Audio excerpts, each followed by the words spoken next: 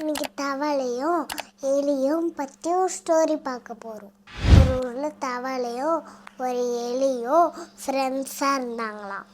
Daily அந்த தவளை எலி வீட்டுக்கு வந்து 2 பேரும் ஒன்றா சாப்பிடுவாங்களாம்.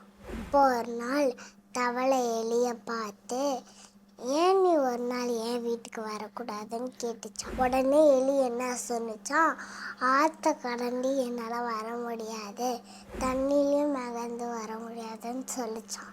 உடனே தவளை, நான் என் முதுகில் உட்கார வச்சுட்டு ஸ்விம் பண்ணி உன்னை கூட்டிட்டு போகிறேன்னு சொல்லிச்சான். அப்போ உடனே எலி சந்தோஷப்பட்டு அது முதுகில் ஏறி ஸ்விம் பண்ணி போக ஆசைப்பட்டுச்சான். அப்போ இன்னொரு நாள் எலி வந்து தவளோட முதுகு மேலே ஏறி ஸ்விம் பண்ணி போக ஆரம்பிச்சிச்சான். திடீர்னு அந்த தவளைக்கு பசி எடுத்துச்சான். இந்த எலியை தண்ணிக்குள்ளே போட்டு முக்கிட்டு நம்ம அதை கடிச்சு சாப்பிட்டுலான்னு நினச்சிதான். நிறைய எலியை தண்ணிக்குள்ளே இழுத்துட்டு போச்சான். அப்புறம் முக்கிச்சான்.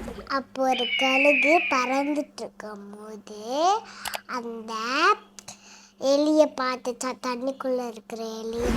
அப்போ அது பிடிச்சி இழுக்கும் போது தவளையும் சேர்ந்து வந்துச்சா.